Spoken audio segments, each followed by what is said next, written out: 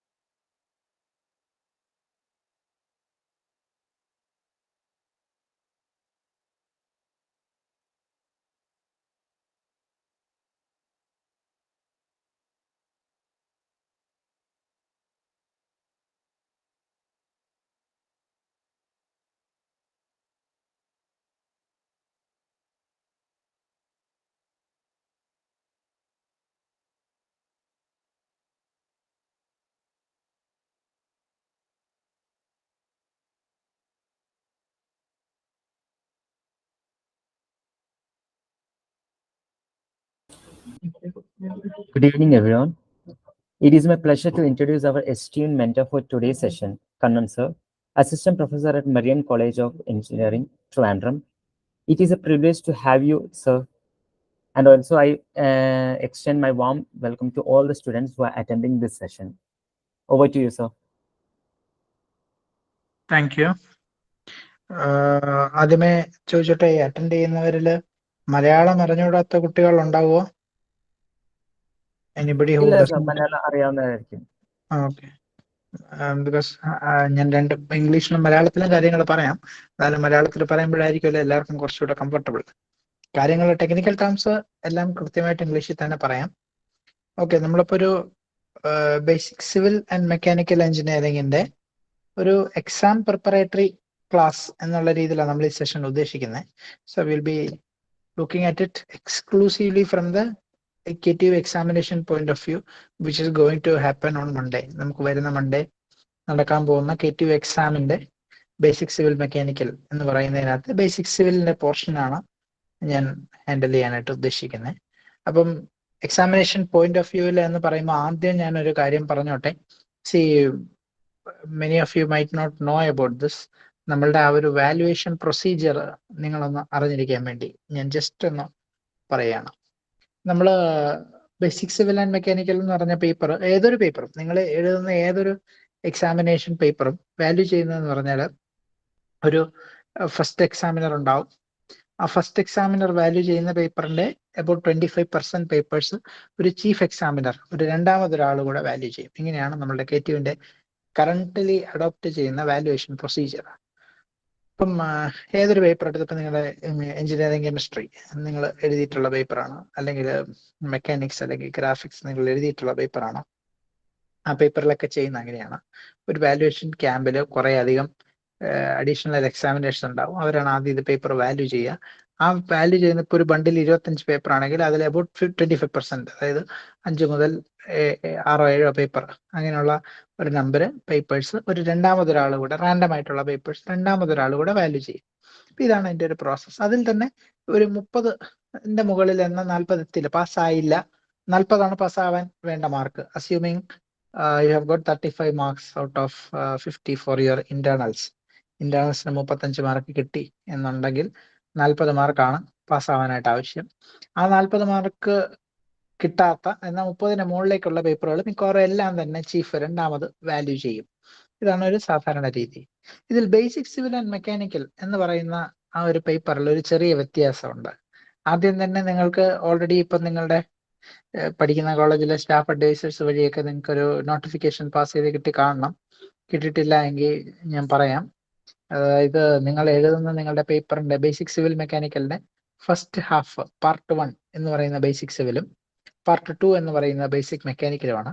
അപ്പൊ ആദ്യത്തെ 15 പേപ്പറിൽ 1 to 15 പേപ്പേഴ്സിൽ ഷീറ്റുകൾ നിങ്ങളുടെ ആൻസർ ഷീറ്റിന്റെ 30 പേജ് ആൻസർ ഷീറ്റിലെ പേജ് നമ്പർ 1 മുതൽ 15 വരെയുള്ള സ്ഥലത്ത് ബേസിക് സിവിൽ എഴുതുകയും അതേസമയം 16 പോലെ 30 വരെയുള്ള പേജുകളിൽ ബേസിക് മെക്കാനിക്കൽ എഴുതുകയാണ് ചെയ്യേണ്ടത്.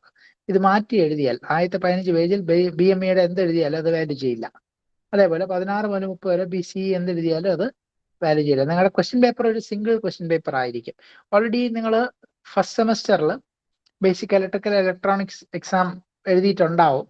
അപ്പം അവിടെ നിങ്ങൾ കണ്ടല്ലോ, ഒരു സിംഗിൾ ക്വസ്റ്റ്യൻ പേപ്പറിൽ തന്നെയാണ് രണ്ട് ഇതും വരിക. നിങ്ങൾക്ക് കണ്ടിന്യൂസ് എപ്പോൾ വേണമെങ്കിൽ ഈ 3 hour ഡ്യൂറേഷനിൽ എപ്പോൾ വേണമെങ്കിലും ഏത് വേണമെങ്കിലും നിങ്ങൾക്ക് എഴുതാം, അതിന് പ്രോബ്ലം ഇല്ല.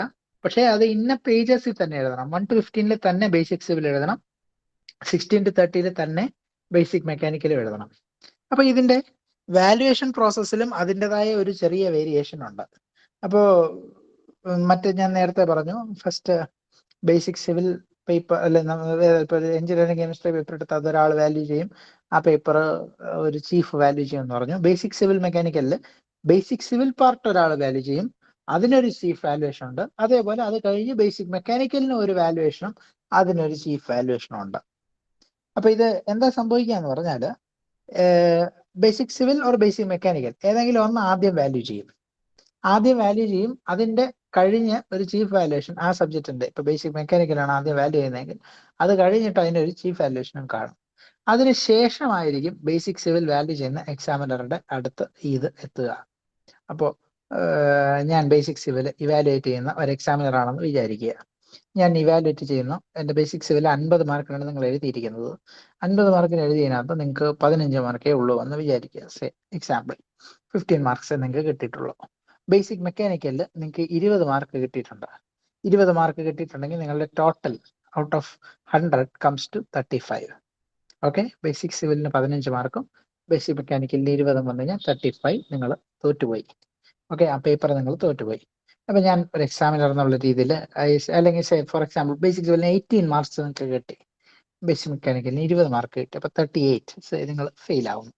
അപ്പം ഞാനൊരു എക്സാമിനർ എന്നുള്ള രീതിയിൽ ഞാൻ ഒന്നുകൂടെ നോക്കും. നമ്മൾ സാധാരണ will check it once again whether there is any possibility നമുക്ക് 1 or 2 മാർക്ക് എവിടെയെങ്കിലും കൊടുക്കാൻ പറ്റുന്നത് നമ്മൾ എന്തെങ്കിലും ഒരു ചെറിയ ഇതിലൊക്കെ ചെയ്യാൻ പറ്റുമോ, 1/2 മാർക്കോ മറ്റോ ആയിട്ട് ചെയ്യാൻ പറ്റുമോ എന്നുള്ളത് സാധാരണഗതിയിൽ will check it once again just to ensure that the student is never eligible. 40 മാർക്സിന് എന്തെങ്കിലും എലിജിബിലിറ്റി ഉണ്ടെങ്കിൽ, if there is some eligibility, will try to avoid the marks and will try to let the student pass. പക്ഷെ എന്താ സംഭവിക്കുക എന്ന് പറഞ്ഞാൽ, basic mechanical part ആദ്യം value ചെയ്ത് അതിന്റെ ചീഫ് വാല്യുവേഷൻ കഴിഞ്ഞു കഴിഞ്ഞാൽ ആ മാർക്കിൽ പിന്നീട് ഒരു ചേഞ്ചും വരുത്താൻ ബേസിക് സിവിലിലെ വാല്യൂ ചെയ്യുന്ന അധ്യാപകന് സാധ്യമല്ല. സെയിം വേ ആദ്യം ഏതാ ചെക്ക് ചെയ്യാന്ന് നമുക്ക് പറയാൻ പറ്റില്ല. അത് ആ സമയത്ത് ക്യാമ്പിലെ ഇൻവിജിലേറ്റേഴ്സിന്റെ എക്സാമിനേഴ്സിന്റെ അവൈലബിലിറ്റി ഒക്കെ അനുസരിച്ചായിരിക്കും ആദ്യം ഏതാണ് വാല്യൂ ചെയ്യുക എന്നൊക്കെ ഉള്ളത് പറയുന്നത്. So sometimes basic civil might get valued first, in which case basic civil will be valued, then there will be a chief examination, after which the paper will be given to the basic mechanical examiner. അത് കഴിഞ്ഞായിരിക്കും basic മെക്കാനിക്കലിന്റെ എക്സാമിനറിലോട്ട് പോകുന്നത്. അല്ല നേരെ തിരിച്ചു വേണമെങ്കിൽ സംഭവിക്കാം. So what I am trying to say is, രണ്ട് പാർട്ടിനും വേണ്ട weightage കൊടുത്തു വേണം എഴുതാൻ. 2 പാർട്ടിലും നിങ്ങൾ നന്നായി അറ്റംപ്റ്റ് ചെയ്യണം, basic civil as well as basic mechanical. പലപ്പോഴും കുട്ടികൾക്ക് ബേസിക് മെക്കാനിക്കൽ പാർട്ടാണ് കുറച്ചുകൂടെ ബുദ്ധിമുട്ടായിട്ട് ഉണ്ടായി കാണാറ്. ബേസിക് മെക്കാനിക്കൽ പാർട്ടിലാണ് പലപ്പോഴും കുട്ടികൾക്ക് മാർക്ക് കുറച്ച് കുറഞ്ഞിരിക്കാറ്. അപ്പം what you have to do is, even though basic civil, either you try to score 40 out of 50 for basic civil, which is very good. 40 out of 50 basic സിവിലിൽ നിങ്ങൾക്ക് വാങ്ങിക്കാമെങ്കിൽ വളരെ നല്ല കാര്യം. പിന്നെ ബേസിക് മെക്കാനിക്കലിനെ പറ്റി നിങ്ങൾ മാർക്ക് സ്കൂളിൽ സ്കോർ ചെയ്യുന്നതിന് വേണ്ടിയുള്ള കാര്യങ്ങൾ ആലോചിച്ചാൽ മതി. പാസ് ആവുന്നതിൽ ബേസിക് മെക്കാനിക്കലിൽ റോളമില്ല. അതല്ല എങ്കിൽ രണ്ടിലും എക്സാമിനറിന് എന്തെങ്കിലും മാർക്ക് ഇടാനുള്ള ഒരു സാഹചര്യം നിങ്ങൾ ഉണ്ടാക്കുക. So what I would suggest is try to attend maximum questions. Okay, on the outset I'd like to start with this. Try to attend maximum questions. നിങ്ങൾക്ക് രണ്ടും basic civil as well as basic mechanical രണ്ടിലും നിങ്ങൾക്ക് attend ചെയ്യാൻ പറ്റുന്ന maximum questions attend ചെയ്തുകൊണ്ട് നിങ്ങളുടെ examination പൂർത്തിയാക്കുക. Before giving your answer sheet back to the invigilator, you ensure that you have at least attempt എങ്കിലും ചെയ്തിട്ടുണ്ട്. അറ്റ്ലീസ്റ്റ് കുറച്ച് എന്തെങ്കിലും ഇപ്പൊ ഒരു മാർക്ക് വല്ല 39 out of 40 ഒക്കെയാണ് വന്ന് നിൽക്കുന്നതെങ്കിൽ നമുക്ക് മാർക്ക് ഇടാനൊരു സ്പേസ് എന്നുള്ള രീതിയിൽ ആ ഇവാലുവേറ്ററിന് കൊടുക്കാൻ വേണ്ടി. അപ്പൊ ഇതെന്താ വെച്ചാൽ ഒരിടത്ത് മാത്രമേ ഇത് ചെയ്തിട്ട് കാര്യമില്ല. BME മാത്രമേ ചെയ്ത് തലയിലെഴുത്തിന് അതാണ് ആദ്യം വാല്യൂ ചെയ്യപ്പെടുന്നതെങ്കിൽ നമുക്ക് പിന്നെ BCയിൽ നമുക്കൊന്നും ചെയ്യാൻ പറ്റാതെ. So please do this for both parts. Okay, I like to start with this introduction. So basic civil mechanical പേപ്പറിലെ ബേസിക് സിവിൽ എന്ന് പറയുന്ന പാർട്ടാണ്. ഞാൻ ഈ പറഞ്ഞ കാര്യങ്ങളെല്ലാം അവർക്ക് കേൾക്കാൻ പറ്റുന്നുണ്ടല്ലോ അല്ലേ? I hope I am audible. Yes, sir. Welcome. Okay.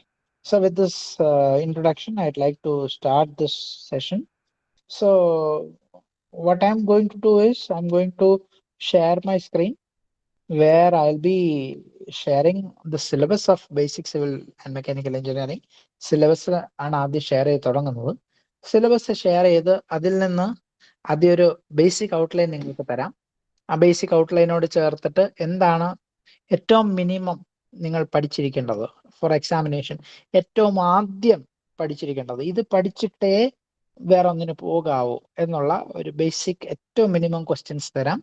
ഇതിനൊപ്പം നിങ്ങൾ എത്ര പേര് കണ്ടിട്ടുണ്ടെന്ന് അറിയില്ല, ഞാൻ കുറച്ച് I have got a collection of some previous year question papers with me pertaining to basic civil mechanical. അപ്പൊ ബേസിക് സിവിലിന്റെ പഴയ ക്വസ്റ്റ്യൻ പേപ്പേഴ്സ് ഒന്ന് ജസ്റ്റ് കാണിച്ചു തരാം. Then you will get an idea. ഞാൻ ഈ പറഞ്ഞ ഇമ്പോർട്ടൻറ്റ് ക്വസ്റ്റ്യൻസ് ഞാൻ പറയുന്നത് എന്തുകൊണ്ട് എന്നുള്ളൊരു ഐഡിയ നിങ്ങൾക്ക് കിട്ടുന്നുണ്ടാവും. Okay, I hope this plan of mine is okay with you. ഇത് വലിയ പ്രശ്നമില്ലായിരിക്കുമെന്ന് പ്രതീക്ഷിക്കുന്നു. ഓക്കെ, ഇതുവരെ പറഞ്ഞ കാര്യങ്ങളെല്ലാം ക്ലിയർ ആണെന്നുള്ള പ്രതീക്ഷയോടെ ഞാൻ സ്റ്റാർട്ട് ചെയ്യാണ്. Okay, I'm trying to share my screen. Please let me know when you are able to see.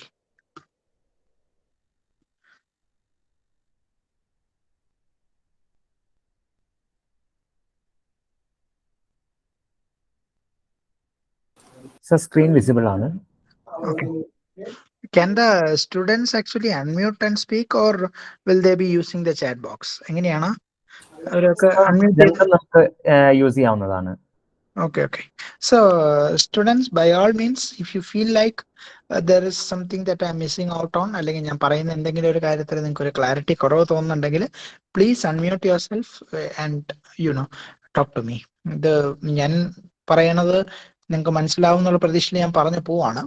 But in between, if we are feeling some kind of a miscommunication or if you are feeling that I'm not explaining something well enough, please communicate that to me either through the chat box or if I'm not able to see the messages. എനിക്ക് chat ബോക്സിൽ വരുന്നത് ചിലപ്പോൾ കണ്ടില്ല എങ്കിൽ ഞാൻ ഇത് while I talk ഞാൻ പറയുമ്പോൾ അതിലായിരിക്കും എൻ്റെ ശ്രദ്ധ മുഴുവൻ. അപ്പം എങ്ങനെ ഞാൻ ചാറ്റ് ബോക്സിലുള്ള മെസ്സേജ് കണ്ടില്ല എങ്കിൽ അൺമ്യൂട്ട് ചെയ്തിട്ട് എന്താണ് നിങ്ങളുടെ ഡൗട്ട് എന്ന് പറഞ്ഞ് ഞാനത് ക്ലിയർ ചെയ്ത് തരാം. Okay, so basic civil engineering 3 modules ആയിട്ടാണ് നിങ്ങളുടെ സിലബസ് ഉള്ളത്.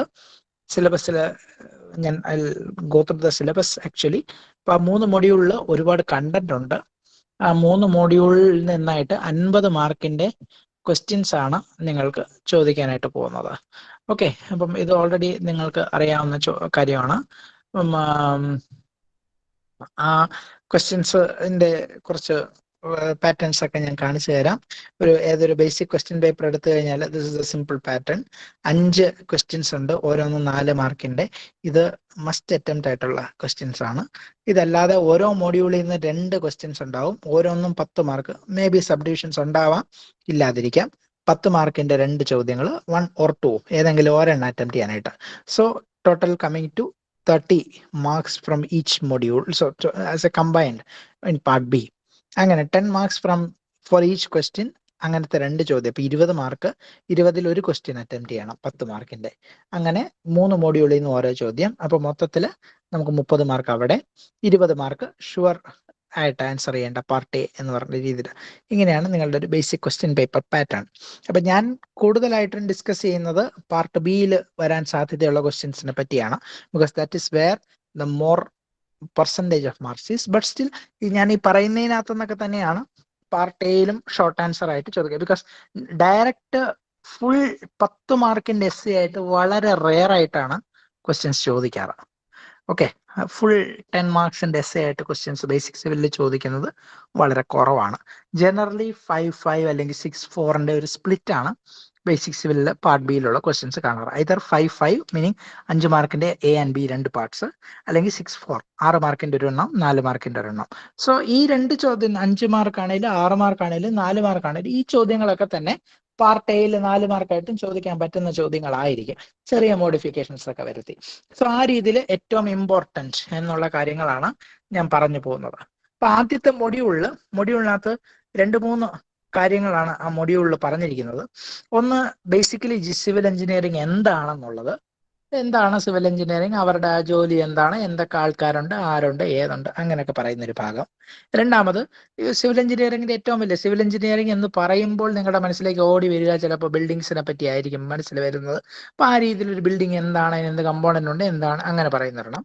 പിന്നെ ഈ ബിൽഡിങ്ങുമായിട്ട് ബന്ധപ്പെട്ട കുറച്ച് റൂൾസ്, റെഗുലേഷൻസ്, കുറച്ച് ടേംസ്, ഇത്തരം കാര്യങ്ങളാണ് ഫസ്റ്റ് മൊഡ്യൂളിൽ. നമ്മൾ എൻറ്റയർലി ബിൽഡിങ്സിനെ പറ്റിയാണ്, അല്ലെങ്കിൽ സിവിൽ എഞ്ചിനീയറിംഗിന്റെ ഒരു ഫണ്ടമെന്റൽ എന്താണ് സിവിൽ എഞ്ചിനീയറിംഗ് എന്നുള്ളതും അതിനോട് ചേർത്ത് ബിൽഡിങ്ങിനെ പറ്റി, ഒരു ബിൽഡിംഗ് എടുത്തു വെച്ചിട്ട് ആ ബിൽഡിങ്ങിനെ പറ്റിയാണ് ഫസ്റ്റ് മൊഡ്യൂളിൽ നമ്മൾ ഡിസ്കസ് ചെയ്യുന്നത്. സെക്കൻഡ് മൊഡ്യൂളിലേക്ക് വരുമ്പോൾ അതിലൊരു ടോപ്പിക് ഉണ്ട്, സർവേയിങ്. സർവേയിങ്ങിനെ പറ്റി ഞാൻ കുറച്ച് കഴിഞ്ഞ് ഞാൻ പറയാം. സർവേയിങ് അല്ലാതെ വെച്ച സെക്കൻഡ് മൊഡ്യൂൾ എൻറ്റയർലി ബിൽഡിംഗ് മെറ്റീരിയൽസിനെ പറ്റിയാണ്. ബിൽഡിംഗ്, നമ്മൾ ഈ പറഞ്ഞ ആ ഒരു ബിൽഡിംഗ് ഉണ്ടാക്കാനായിട്ട് നമ്മൾ എന്ത് തരം മെറ്റീരിയലുകൾ ഉപയോഗിക്കാം, പലതരത്തിലുള്ള മെറ്റീരിയൽസിനെ പറ്റിയാണ് സെക്കൻഡ് മൊഡ്യൂൾ എൻറ്റയർലി പറയുന്നത്. Entirely about different kinds of materials. Finally when we come to third മൊഡ്യൂളിൽ 3 പാർട്ടുണ്ട്. ആക്ച്വലി 3 പാർട്ടുണ്ട്. ആദ്യത്തെ പാർട്ട് ബിൽഡിങ്ങിന്റെ പാർട്സിനെ പറ്റിയാണ്. ഒരു ബിൽഡിങ്ങിന് പല പല പാർട്ടുകളുണ്ട്, ആ പാർട്ടുകളെ പറ്റിയാണ് ആദ്യത്തെ പാർട്ട്. രണ്ടാമത്തത്, ഇതിനകത്ത് ഒരു ബിൽഡിങ്ങിനകത്ത് കുറച്ച് സർവീസസ് ഉണ്ട്, ഇൻഫ്രാസ്ട്രക്ചർ സർവീസസ്. ആ ബിൽഡിങ്ങിന്റെ ഫംഗ്ഷനിങ് സ്മൂത്ത് ആക്കുന്നതിന് വേണ്ടി അഡീഷണൽ ആയിട്ടുള്ള കുറച്ച് ആ സാധനം ഇല്ലെങ്കിൽ കുഴപ്പമൊന്നുമില്ല, പക്ഷെ ആ സാധനം ഉണ്ടെങ്കിൽ കുറച്ചുകൂടെ സ്മൂത്ത് ആയിട്ട് കാര്യങ്ങൾ നടക്കും. അതിനെയാണ് സർവീസ് എന്ന് വിളിച്ചത്. It's not a part. പാർട്ടും സർവീസും തമ്മിലുള്ള വ്യത്യാസത. പാർട്ട് എന്ന് പറഞ്ഞാൽ അതില്ലെങ്കിൽ പറ്റൂല. ഓക്കെ, ആ ബിൽഡിംഗ് ഫംഗ്ഷൻ ചെയ്യാൻ പറ്റില്ല പാർട്ട് ഇല്ലാതെ. ബിൽഡിംഗ് വർക്ക്, ഇപ്പൊ ഫൗണ്ടേഷൻ എന്ന് പറയുന്ന ഒരു ബിൽഡിങ്ങിന്റെ പാർട്ടാണ്. ഫൗണ്ടേഷൻ ഇല്ലാതെ ഒരു ബിൽഡിംഗ് നമുക്ക് ഉണ്ടാക്കാൻ പറ്റില്ല, അതുകൊണ്ടാണ് അതിന് പാർട്ട് എന്ന് വിളിച്ചത്. അതേസമയം നമുക്ക് എന്താ, ഫോർ എക്സാമ്പിൾ ഇപ്പൊ പറയുകയാണെങ്കിൽ എലിവേറ്റർ, ഒരു ബിൽഡിങ്ങിനകത്ത് ലിഫ്റ്റ് ഇല്ല എന്ന് പറഞ്ഞാൽ നമുക്ക് പറയാം. ഇപ്പൊ നമ്മളുടെയൊക്കെ വീടുകളിൽ വളരെ റെയർ ആയിട്ടാണല്ലോ ലിഫ്റ്റുകളൊക്കെ ഉള്ളത്. നമ്മുടെ വീട് ഒരു ബിൽഡിംഗ് ആയിട്ട് നമ്മൾ ഉപയോഗിക്കുന്നുണ്ടല്ലോ. സോ ദാറ്റ് വേ എലിവേറ്റർ ഒരു ഓപ്ഷണൽ ആയിട്ടുള്ള ഒരു സർവീസ് ആണ്. And finally, maybe the most important part from third module as far as your examination is concern, an introduction into green buildings. Okay, so ഇതാണ് just a brief idea about the syllabus. ഇതിലെ ഈ ഓരോ മൊഡ്യൂളിലെയും important ആയിട്ടുള്ള കാര്യങ്ങൾ, നിർബന്ധമായി പഠിച്ചിരിക്കേണ്ട കാര്യങ്ങൾ പറഞ്ഞാണ് ഞാൻ പോകുന്നത്. ഓക്കെ, അപ്പൊ ഐഡിയലി ഈ ക്വസ്റ്റ്യൻസ് ഒന്ന് ഞാൻ പറയുന്ന ചോദ്യങ്ങളായിട്ട് തന്നെ ഞാൻ പറയാം. അതൊന്ന് എഴുതി വെച്ചാൽ ഏറ്റവും നല്ല കാര്യം. ഞാൻ ഉദ്ദേശിക്കുന്നത് ആ ചോദ്യങ്ങൾ പഠിച്ചിട്ട് വേണം ബാക്കിയുള്ളതിന് പോവാൻ. ഇത് പഠിച്ചു കഴിഞ്ഞ് തലേ സ്പേസ് ഉണ്ടെങ്കിൽ ബാക്കി പഠിച്ചാൽ മതി. BCEയുടെ കാര്യം പറയുന്നത്, BMAയുടെ അല്ല. ഞാൻ പറയുന്ന ഒരു I will give you may be 10 or 12, 10 to 12, 13 questions തരാം. ആ ക്വസ്റ്റ്യൻസ് നിർബന്ധമായിട്ട് പഠിക്കുക. ആഫ്റ്റർ സ്റ്റഡിയിങ് അബൌട്ട് ദിസ്, ഇത് പഠിച്ചതിന് ശേഷം മാത്രം ബാക്കിയുള്ളതിന്റെ പുറകെ പോയാൽ മതി. Okay, I hope it is clear. First first question ആദ്യത്തെ ലൈൻ തന്നെയാണ് അത്. വളരെ ഇമ്പോർട്ടൻ്റ് ആയിട്ടുള്ള ആദ്യത്തെ 2 ലൈനുകൾ ചേർന്ന് വരുന്ന ഒരു ചോദ്യമാണ്. അത് 2 രീതിയിൽ വേണമെങ്കിലും ചോദിക്കാം. ഒരേ ആൻസർ തന്നെയാണ്, രണ്ടിനും ഒരു ചെറിയ എങ്ങനെ എഴുതുന്നു എന്നുള്ളതിൽ മാത്രമാണ്. That is relevance of civil engineering അല്ലെങ്കിൽ responsibility of a civil engineer. ഒരു സിവിൽ എഞ്ചിനീയറിന്റെ റെസ്പോൺസിബിലിറ്റി എന്തെന്ന്, അല്ലെങ്കിൽ സിവിൽ എഞ്ചിനീയറിംഗിന്റെ റിലവൻസ് എന്ത്. നിങ്ങൾ ഏതൊരു സിവിൽ എഞ്ചിനീയറിംഗിന്റെ BCEയുടെ ടെക്സ്റ്റ് ബുക്ക് എടുത്താലും ആദ്യം കാണുന്ന ഇതാണ്: സിവിൽ എഞ്ചിനീയർ എന്ത് ചെയ്യുന്നു, what is being done by a civil engineer. ഒരു സിവിൽ എഞ്ചിനീയർ എന്നുള്ളയാള് ഒരു ബിൽഡിംഗ് ഉണ്ടാക്കുക മാത്രമല്ല, അയാൾ റോഡ് ഉണ്ടാക്കുന്നു, എയർപോർട്ട്സ്, നമ്മുടെ ട്രെയിൻ, അങ്ങനെയുള്ള എല്ലാ ഗതാഗത മാർഗങ്ങളും അയാളുമായിട്ട് ബന്ധപ്പെട്ടാണുള്ളത്. നമ്മൾക്ക് കുടിക്കാൻ വേണ്ട വെള്ളം അയാളാണ് നമ്മുടെ വീട്ടിൽ ഡ്രിങ്കിങ് വാട്ടർ സപ്ലൈ. നമ്മൾക്ക് ഇറിഗേഷന് വേണ്ടിയിട്ടുള്ള വെള്ളം അയാളാണ് സപ്ലൈ ചെയ്യുന്നത്. നമ്മളുടെ വേസ്റ്റ് ഡിസ്പോസൽ, അതിന് അയാളുടെ റോളുണ്ട്. എൻവയോൺമെന്റൽ എഞ്ചിനീയറിംഗ്, നമ്മുടെ പൊല്യൂഷൻ, മറ്റു കാര്യങ്ങളെല്ലാം അയാൾ ആണ് ചെയ്യുന്നത്. GIS മാപ്പിംഗ് എല്ലാം സിവിൽ എഞ്ചിനീയറിംഗുമായിട്ട് ബന്ധപ്പെട്ടിട്ടാണ്. സർവേ, ക്വാണ്ടിറ്റി മെഷർമെന്റ്സ് എല്ലാം സിവിൽ എഞ്ചിനീയറിംഗ് ബന്ധപ്പെട്ടതാണ്. ഇങ്ങനെ സിവിൽ എഞ്ചിനീയർ എന്തൊക്കെ ചെയ്യുന്നു എന്നുള്ളത് ഏതൊരു പുസ്തകം എടുത്ത്, ബേസിക് സിവിലുമായിട്ട് ബന്ധപ്പെട്ട് ഏതൊരു ടെക്സ്റ്റ് ബുക്ക് എടുത്താലും, KT നോട്ട്സ്, അങ്ങനെയുള്ള എന്ത് സാധനം എടുത്താലും ആദ്യം കാണുന്ന സാധനമാണ്. And this is very important. Okay, this is very important. അത് 2 രീതിയിൽ വേണമെങ്കിൽ ചോദിക്കാം. One is responsibility of a civil engineer in the infrastructural development of a nation. I hope you are writing down responsibility of a civil engineer in the infrastructural development of a nation. ഒരു രാജ്യത്തിന്റെ infrastructural പുരോഗതിയിൽ ഒരു civil engineer വഹിക്കുന്ന പങ്ക് എന്ത്. അതേ സാധനം വേറെ രീതിയിൽ ചോദിക്കാം: relevance of civil engineering in the infrastructural development. ഒരു രാജ്യത്തിന്റെ ഡെവലപ്മെന്റ് പുരോഗതിയിൽ സിവിൽ എഞ്ചിനീയറിംഗിന്റെ റോൾ എന്ത്. 2 രീതി ചോദിച്ചാലും ഒന്ന് തന്നെ. ഒരു സിവിൽ എഞ്ചിനീയർ എന്താ ചെയ്യുന്നത് എന്ന് ചോദിച്ചാൽ അത് തന്നെയാണ് സിവിൽ എഞ്ചിനീയറിംഗിന്റെ റോള്. 2 ഒരേ റിലവൻസ്, 2 ഒരേ കാര്യം തന്നെയാണ്. ഈ പറഞ്ഞ കാര്യങ്ങളൊക്കെ തന്നെയാണ്. ഒരു 10-13 പോയിന്റ് നിങ്ങൾക്ക് പുസ്തകങ്ങളിൽ കാണാം. ഒരു 7 പോയിന്റ് മിനിമം പഠിച്ചിരിക്കുക. 6 to 7 പോയിന്റ്സ് ആൻസറിൽ വരുന്ന രീതി, സ്ട്രോങ് ആയിട്ടുള്ള പോയിന്റ്സ് 6 to 7 പോയിന്റ്സ് എഴുതാൻ വേണ്ടി പഠിച്ചിരിക്കുക. റിലവൻസ് ഓഫ് സിവിൽ എഞ്ചിനീയറിംഗ് അല്ലെങ്കിൽ responsibility role of a civil engineer in the infrastructural development of a nation. ഒരു രാജ്യത്തിന്റെ ഇൻഫ്രാസ്ട്രക്ചറൽ പുരോഗതിയിൽ ഒരു സിവിൽ എഞ്ചിനീയറിന്റെ റോൾ എന്ത്. ക്ലിയർ ആണെന്ന് പ്രതീക്ഷിക്കുന്നു.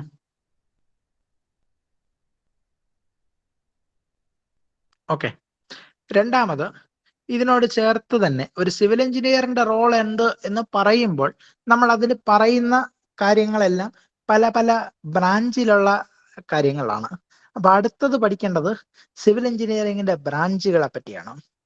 സിവിൽ എഞ്ചിനീയറിംഗിന്റെ ബ്രാഞ്ചുകളെ പറ്റി പഠിക്കുമ്പോൾ ലിസ്റ്റ് ഔട്ട് ചെയ്യാൻ പഠിക്കണം.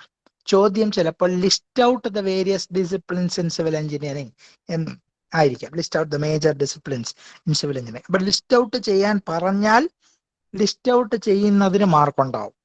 Okay, list out the major disciplines in civil engineering and explain about any two, അല്ലെങ്കിൽ and explain the role of a transportation engineer in the infrastructural development of a nation. ഇങ്ങനെയൊക്കെയാണ് ചോദ്യം ചോദിക്കുക. അപ്പോൾ list out ചെയ്യാൻ ഒരു major ആയിട്ടുള്ള ഒരു 5-6 എണ്ണം ലിസ്റ്റ് ചെയ്യാൻ വേണ്ടി structural engineering, geotechnical engineering, transportation engineering, എൻവയോൺമെന്റൽ എഞ്ചിനീയറിംഗ്, ഹൈഡ്രോളിക്സ് എഞ്ചിനീയറിംഗ്, സർവേയിങ്, അങ്ങനെ ഒരു 5-6 എണ്ണം ഒന്ന് ലിസ്റ്റ് ചെയ്യാൻ വേണ്ടി പഠിച്ചിരിക്കണം. Construction technology management, project management, എന്തെങ്കിലും ഒരു 5-6 എണ്ണം ലിസ്റ്റ് ചെയ്യാൻ പഠിച്ചിരിക്കണം. ഇതിനോടൊപ്പം ഞാനൊരു 3 എണ്ണം പറയാം. ആ 3 എണ്ണമാണ് ഐഡിയൽ. ഈ 3 തന്നെ പഠിക്കണമെന്ന് നിർബന്ധമല്ല. എന്നാലും സ്ട്രക്ചറൽ എഞ്ചിനീയറിംഗ്, എൻവയോൺമെന്റൽ എഞ്ചിനീയറിംഗ്, ട്രാൻസ്പോർട്ടേഷൻ എഞ്ചിനീയറിംഗ്. ഒന്നുകൂടെ പറയാം: സ്ട്രക്ചറൽ എഞ്ചിനീയറിംഗ്, എൻവയോൺമെന്റൽ എഞ്ചിനീയറിംഗ്, ട്രാൻസ്പോർട്ടേഷൻ എഞ്ചിനീയറിംഗ്. ഈ 3 എണ്ണത്തിനെ പറ്റി ഒരു ചെറിയ ഒരു ഡിസ്ക്രിപ്ഷൻ എഴുതാൻ, ഒരു 3-4 സെന്റൻസ് ഡിസ്ക്രിപ്ഷൻ എഴുതാനും കൂടെ പഠിച്ചിരിക്കണം. സ്ട്രക്ചറൽ എഞ്ചിനീയറിംഗ്, എൻവയോൺമെന്റൽ എഞ്ചിനീയറിംഗ്, ട്രാൻസ്പോർട്ടേഷൻ എഞ്ചിനീയറിംഗ്. അപ്പോൾ കുറച്ച് വ്യത്യാസമായിട്ട് ഇതേ ആളെ തന്നെ കുറച്ച് വ്യത്യാസമായിട്ട് ചോദിക്കാവുന്ന: what is the role of a transportation engineer in the infrastructural development of a nation എന്ന് വേണമെങ്കിലും ചോദിക്കാം. അപ്പോൾ അപ്പോഴും ഇതേ കാര്യങ്ങളൊക്കെ, ഒരു ട്രാൻസ്പോർട്ടേഷൻ എഞ്ചിനീയർ ആരാണ്, അയാൾ എന്താണ് ചെയ്യുന്നത് എന്നൊക്കെ ഉള്ളത് തന്നെ എഴുതിയാൽ മതി. ഓക്കെ, അത് ഇൻഫ്രാസ്ട്രക്ചറൽ ഡെവലപ്മെന്റിൽ എന്താണ് നടക്കുന്നത് എന്നുകൂടെ ചേർത്ത് ആ രീതിയിൽ ഇപ്പം നമ്മൾ 2 ചോദ്യങ്ങൾ പറഞ്ഞ ആ 2 ചോദ്യങ്ങളുടെയും കൂടെ ഒരു ആകത്തുകയായിട്ട് അതിൽ ട്രാൻസ്പോർട്ടേഷൻ എഞ്ചിനീയർ എന്ത് ചെയ്യുന്നു എന്നുള്ള രീതിയിൽ ഒരു ആപ്ലിക്കേഷൻ ലെവലിൽ വേണമെങ്കിൽ അങ്ങനെ വേണമെങ്കിൽ, അല്ലെങ്കിൽ ഒരു എൻവയോൺമെന്റൽ എഞ്ചിനീയർ എന്ത് ചെയ്യുന്നു അങ്ങനെ വേണമെങ്കിലും ചോദ്യം വരാം.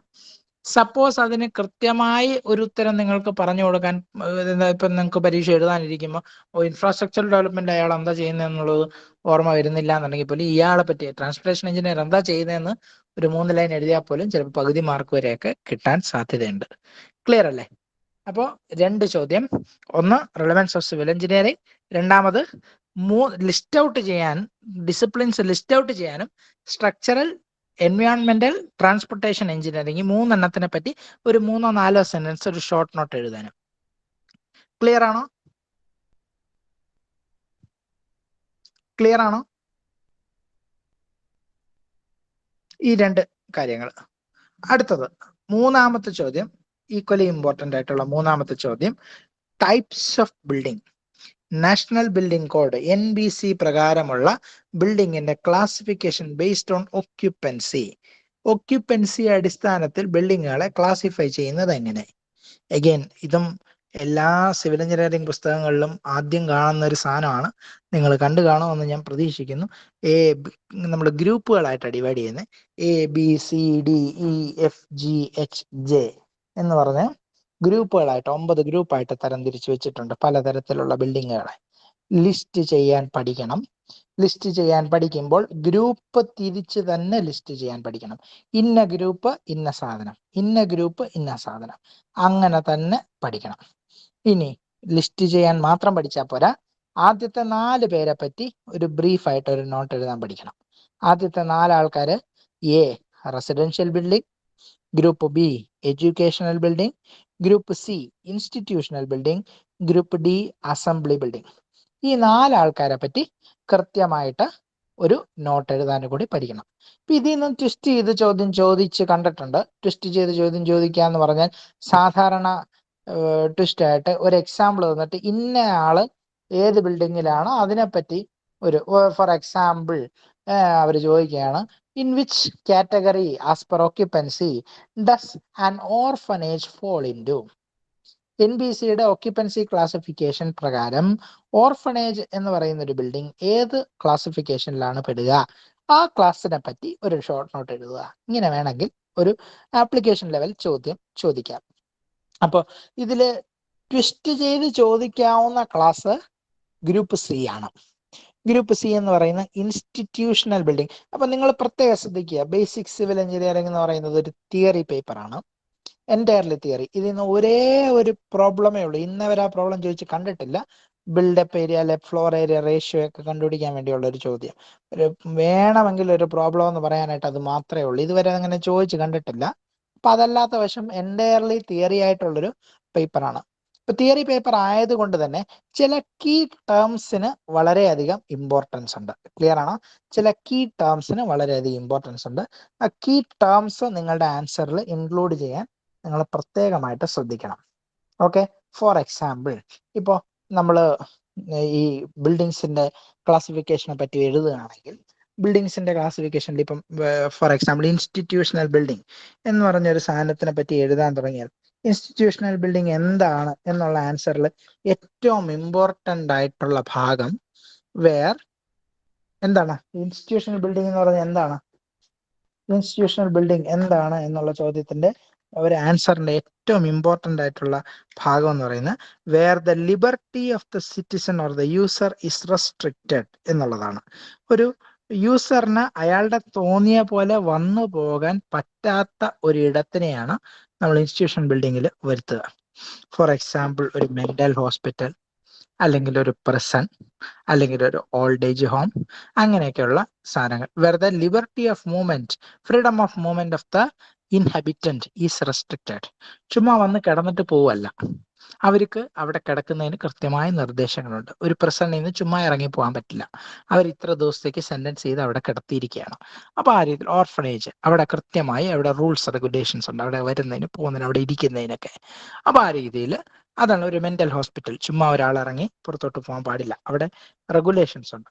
അപ്പൊ ഇത്തരത്തിലുള്ള ബിൽഡിംഗ് പീനൽ ഇൻസ്റ്റിറ്റ്യൂഷൻസോ അല്ലെങ്കിൽ ഹോസ്പിറ്റൽസോ സിമിലർ മെന്റൽ അസൈലംസ് ഇങ്ങനെയുള്ളത് ഗ്രൂപ്പ് സി ഇൻസ്റ്റിറ്റ്യൂഷണൽ ബിൽഡിങ്ങിലാണ് വരുന്നത്. പ്രത്യേകം ഒന്ന് ശ്രദ്ധിക്കുക. ഇതാണ് ട്വിസ്റ്റ് ചെയ്ത് ഇതിന് ചോദിക്കാവുന്ന ഒരു ചോദ്യം. ഇൻസ്റ്റിറ്റ്യൂഷണൽ ബിൽഡിങ്ങിന്റെ ആയിട്ട് ബന്ധപ്പെട്ട കാര്യങ്ങളാണ്. അപ്പൊ അതിനോട് ചേർത്താണ് ഞാൻ പറഞ്ഞത്. അപ്പൊ ആ രീതിയിലുള്ള കീ ടേംസ് നിങ്ങളുടെ ആൻസറിൽ നിങ്ങൾ മാക്സിമം ഇൻക്ലൂഡ് ചെയ്യാൻ വേണ്ടി ശ്രമിക്കുക. Liberty of the occupant is restricted എന്ന് പറഞ്ഞ് നിങ്ങൾ ആൻസറിൽ എഴുതി കഴിഞ്ഞാൽ അപ്പൊ തന്നെ ക്ലിയർ ആണ്. Okay, you know what this is. ഇത് കൃത്യമായി നിങ്ങൾക്ക് അറിയാമെന്നുള്ളത് അറിയാം. നമുക്ക് വാല്യൂ ചെയ്യുന്നവർക്ക് കൃത്യമായിട്ട് മനസ്സിലാവും. അപ്പൊ തന്നെ അതിന്റെ മാർക്ക് മുഴുവനായിട്ട് നിങ്ങൾക്ക് കിട്ടുന്നുണ്ടാവും. ഓക്കെ, അപ്പം ആ രീതിയിലുള്ള കീ ടേംസ് ഇൻക്ലൂഡ് ചെയ്യാൻ വേണ്ടി മാക്സിമം ശ്രമിക്കുക. സോ ഞാൻ പറഞ്ഞു വന്ന മൂന്നാമത്തെ ചോദ്യം നമ്മളുടെ ബിൽഡിങ്സിന്റെ ക്ലാസിഫിക്കേഷൻ ലിസ്റ്റ് ഔട്ട് ചെയ്യാനും അതിനോടൊപ്പം തന്നെ അതിലെ ആദ്യത്തെ 4 ഗ്രൂപ്പിനെ പറ്റി, group ABCD, residential, educational, institutional and assembly, 4 group ബിൽഡിങ്സിനെ പറ്റി ഷോർട്ട് നോട്ട് ഒരു 4-5 പോയിന്റ് എഴുതാൻ വേണ്ടി പഠിക്കാനും. ക്ലിയർ ആണെന്ന് പ്രതീക്ഷിക്കുന്നു. 3 ചോദ്യങ്ങൾ വളരെ വളരെ ഇമ്പോർട്ടന്റ് ഫ്രം ഫസ്റ്റ് മൊഡ്യൂൾ. ഇതിനോട് ചേർത്ത് ഈ ഇടക്കൊണ്ട് റിപ്പീറ്റ് ചെയ്ത് ചോദിച്ചു കാണുന്ന 2 ചോദ്യങ്ങൾ കൂടിയുണ്ട്. ഓക്കെ, റിപ്പീറ്റ് ചെയ്ത് ചോദിച്ചു കാണുന്ന ചോദ്യങ്ങളുണ്ട്. ഒന്ന് CRZ, കോസ്റ്റൽ റെഗുലേഷൻ സോണിനെ പറ്റി ഒരു ഷോർട്ട് നോട്ട് എഴുതാൻ മാത്രം പഠിച്ചാൽ മതി. 4 മാർക്കിന് ഷോർട്ട് നോട്ട് എഴുതാൻ വേണ്ടി പഠിച്ചാൽ മതി കോസ്റ്റൽ റെഗുലേഷൻ സോണിനെ പറ്റി. ഇതേപോലെ 4 ബിൽഡിംഗ് ഏരിയ ടേംസിനെ പറ്റി കൂടെ ആ ടേം മാത്രം ഒന്ന് പഠിച്ചിരിക്കുക. ഒന്നാമത് പ്ലിന്ത് ഏരിയ, രണ്ടാമത് ഫ്ലോർ ഏരിയ, മൂന്നാമത് കാർപ്പറ്റ് ഏരിയ, നാലാമത് ഫ്ലോർ ഏരിയ റേഷ്യോ. 4 ടേമുകൾ ഞാൻ പറഞ്ഞു തരാം, കൃത്യമായിട്ടൊന്ന് ശ്രദ്ധിക്കുക. വളരെ ഈസി ആയിട്ടുള്ള കാര്യം, നിങ്ങൾ അതിന് വേണ്ടി ഒരുപാട് സമയം മെനക്കെടണ്ട. പ്ലിന്ത് ഏരിയ ഞാൻ പറയുന്നത് കേൾക്കാമെന്ന് പ്രതീക്ഷിക്കുന്നു. പ്ലിന്ത് ഏരിയ എന്ന് പറയുന്നത് ഒരു ബിൽഡിങ്ങിന്റെ ഔട്ടർ ഡയമെൻഷൻസ് എടുത്ത് മെഷർ ചെയ്യുന്ന ഏരിയനെ വിളിക്കുന്ന പേരാണ് പ്ലിന്ത് ഏരിയ. ഏതൊരു ബിൽഡിങ്ങിന്റെയും ഔട്ടർ ഡയമെൻഷൻസ് എടുത്ത് മെഷർ ചെയ്യുന്ന ഏരിയനെ വിളിക്കുന്ന പേരാണ് പ്ലിന്ത് ഏരിയ. ഔട്ടർ ഡയമെൻഷൻസ് ആണ് എടുക്കുന്നത് എന്ന് പറയുമ്പോൾ തന്നെ ക്ലിയർ ആണ്. വാളിന്റെ തിക്നെസ് അടക്കം എല്ലാ ബിൽഡിങ്ങിന്റെ എല്ലാ ഏരിയ അടക്കം ഉള്ള ഏരിയയാണ് plinth area. Okay, plinth area എന്ന് പറഞ്ഞാൽ ഒരു ബിൽഡിങ്ങിന്റെ ഔട്ടർ ഡയമെൻഷൻസ് എടുക്കുന്ന ഏരിയയാണ് നമ്മൾ എന്തെന്ന് വിളിക്കുന്നത്? Plinth area. തൊട്ടടുത്ത term floor area. Okay, floor area എന്ന് പറഞ്ഞാൽ പ്ലിന്ത് ഏരിയയിൽ നിന്ന് വാളിന്റെ ഏരിയ, ഭിത്തിയുടെ ഏരിയ കുറച്ചു കഴിഞ്ഞാൽ കിട്ടുന്നതാണ് ഫ്ലോർ ഏരിയ. അഥവാ ഇൻസൈഡ് ഡയമെൻഷൻസ് ഉപയോഗിച്ച് മെഷർ ചെയ്യുന്ന ഏരിയയാണ് ഫ്ലോർ ഏരിയ. ഒന്നുകൂടെ റിപ്പീറ്റ് ചെയ്യുന്നു. Plinth area minus area of walls. Floor area is simply plinth area minus area of walls. Otherwise simply taking the inside dimensions, the area which is measured by which is calculated by measuring the inside dimensions of a room. ഒരു റൂമിന്റെ അല്ലെ ഒരു ബിൽഡിങ്ങിന്റെ അകത്തുള്ള dimensions എടുത്തുകൊണ്ട് നമ്മൾ measure ചെയ്യുന്ന ഏരിയനെയാണ് നമ്മൾ എന്തെന്ന് വിളിക്കുന്നത്? നമ്മൾ ഫ്ലോർ ഏരിയ എന്ന് വിളിക്കുന്നത്. മൂന്നാമതായിട്ട് കാർപ്പറ്റ് ഏരിയ. കാർപ്പറ്റ് ഏരിയ എന്ന് പറഞ്ഞാൽ സിംപ്ലി ആ വാക്കിൽ നിന്ന് തന്നെ കാർപ്പറ്റ് വിരിക്കുന്ന ഇടം എന്നാണ്, കാർപ്പറ്റ് വിരിക്കുന്ന സ്ഥലം എന്നാണ്. ആ ഒരു ഉദ്ദേശത്തിലാണ് കാർപ്പറ്റ് ഏരിയ എന്നൊരു പേരിട്ടിരിക്കുന്നത്. ആക്ച്വലി നമ്മൾ പറയുന്ന ലിവബിൾ ഏരിയ എന്നാണ്. നമ്മൾ താമസിക്കുന്ന സ്ഥലം, അതായത് കിച്ചൺ കൂട്ടത്തില്, വാഷ് ഏരിയ കൂട്ടത്തില്, പാസേജസ് ഉണ്ടെങ്കിൽ അത് കൂട്ടത്തിൽ, അതൊന്നുമില്ല. Bedroom, living room, dining room, എന്തെങ്കിലും ഒരു ഡ്രോയിങ് റൂം ഒക്കെ ഉണ്ടെങ്കിൽ അത്, അല്ലെങ്കിൽ സ്റ്റഡി ഏരിയ ഉണ്ടെങ്കിൽ അതൊക്കെ കൂടെ കൂട്ടിച്ചേർത്തെടുക്കുന്നതാണ് നമ്മുടെ കാർപ്പറ്റ് ഏരിയ എന്ന് പറയുന്നത്. 3 ഏരിയ ടേംസ് പറഞ്ഞു: plinth area, floor area, carpet area. ഈ പറഞ്ഞ കാര്യങ്ങളിൽ 3 ടേംസിൽ ഏതെങ്കിലും സംശയം ഉണ്ടോ?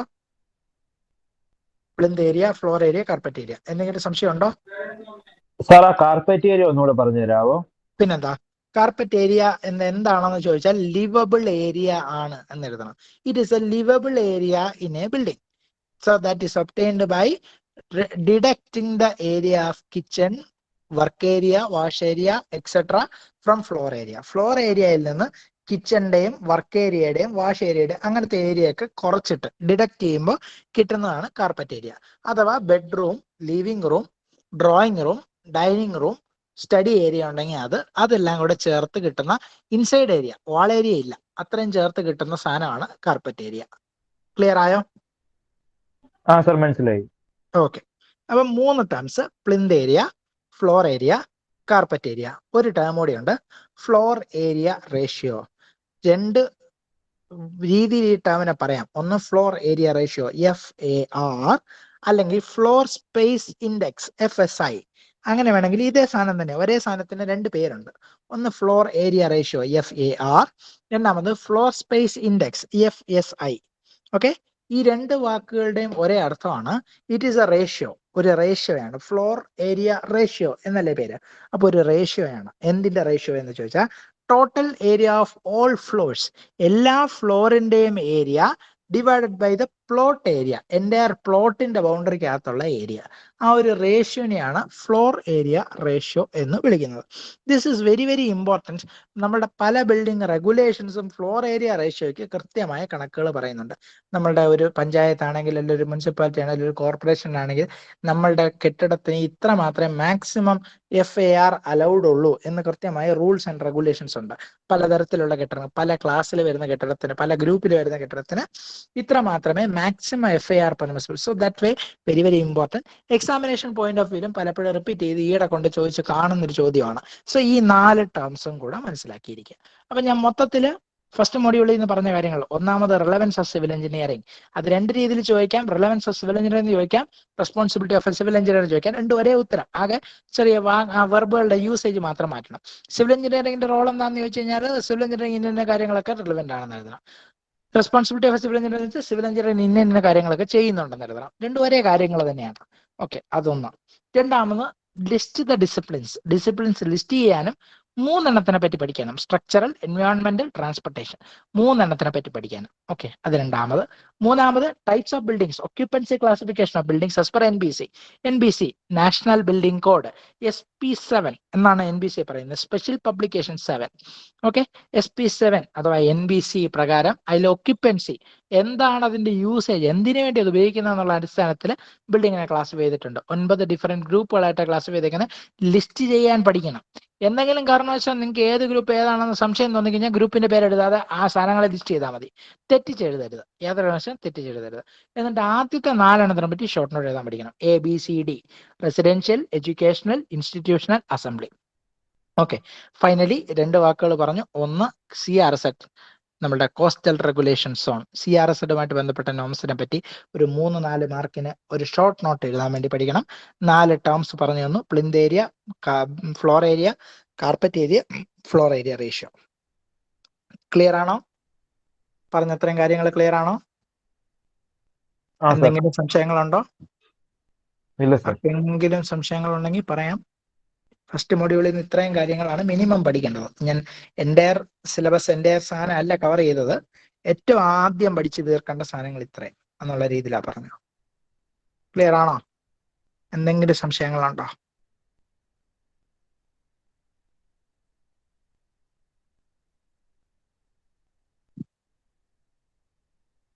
ഓക്കെ,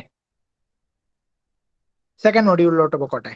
എല്ലാവരുടെയും പെർമിഷനോടെ സെക്കൻഡ് മൊഡ്യൂളിലോട്ട് പോകുന്നു.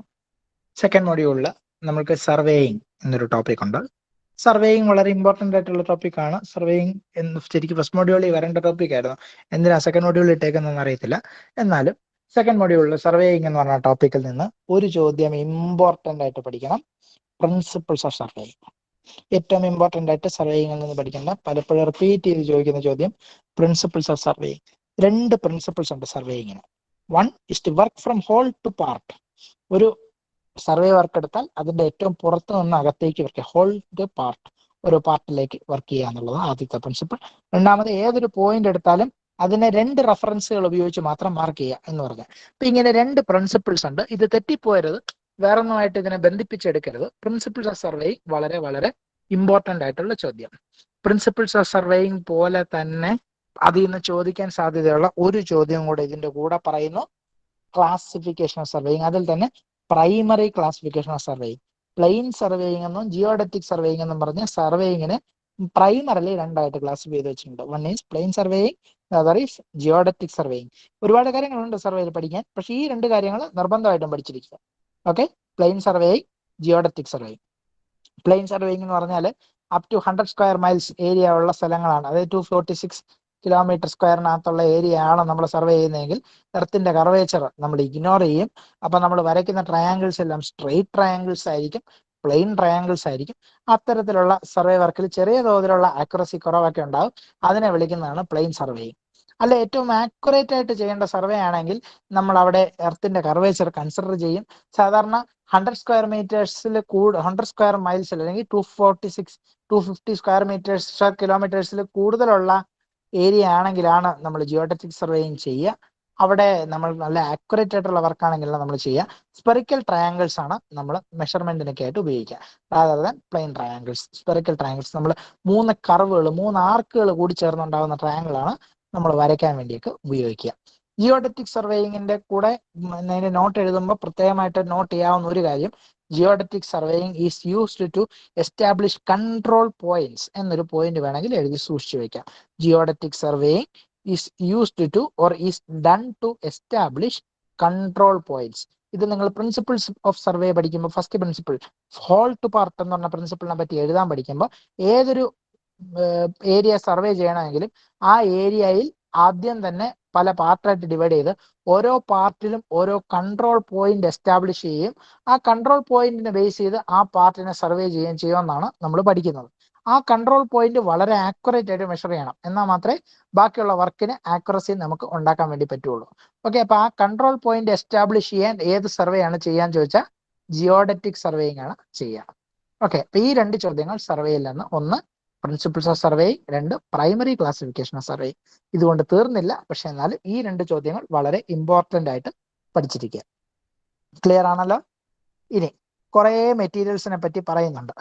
ഞാൻ റെക്കമെൻഡ് ചെയ്യുന്നത് ഏറ്റവും ആദ്യം പഠിക്കേണ്ടത് സ്റ്റീൽ എന്ന് പറയുന്ന മെറ്റീരിയലിനെ പറ്റിയാണ്. ഫസ്റ്റ് പഠിക്കേണ്ടത് മാർക്കറ്റ് ഫോംസ് ഓഫ് സ്റ്റീൽ. ഒരു സ്റ്റീൽ എന്ന് പറയുന്ന മെറ്റീരിയൽ നമുക്ക് മാർക്കറ്റിൽ 8 ഡിഫറെന്റ് ഫോംസിൽ അവൈലബിൾ ആയിട്ടുണ്ട്. പല പുസ്തകങ്ങളിൽ പല രീതിയിൽ പറഞ്ഞിട്ടുണ്ടാവും. ഞാൻ സാധാരണ പറഞ്ഞു കൊടുക്കാറ് ഇങ്ങനെയാണ്: 8 ഡിഫറെന്റ് ഫോംസിൽ അവൈലബിൾ ആയിട്ടുണ്ടെന്ന് പറഞ്ഞു കൊടുക്കാറുണ്ട്. A for angle, B for bar, C for channel, again C for corrugated sheet, E for expanded metal, I for I section അല്ലെങ്കിൽ beam section, P for plates and T for T section. അപ്പോൾ ഈ 8 എണ്ണം A B C C E I P T, ഒന്നുകൂടെ ഞാൻ repeat ചെയ്യാം: A B C, again once again C, E. A B C D E എന്ന് പറയുന്ന പോലെയാണ്. A B C D E, അതിനകത്ത് ഒരു ഡിക്ക് പകരം ഒന്നുകൂടെ സി വന്നു, ഡിക്ക് പകരം ഒന്നുകൂടെ C. A B C C E, പിന്നെ ഒരു ഐ, പിന്നെ ഒരു പി, പിന്നെ ഒരു ടി. 8 എണ്ണം. ഇതിൽ A for angle, B for bar, C for channel, C for corrugated sheet, E for expanded metal, I for I section, P for plate and T for T section. List ചെയ്യാൻ പഠിക്കണം.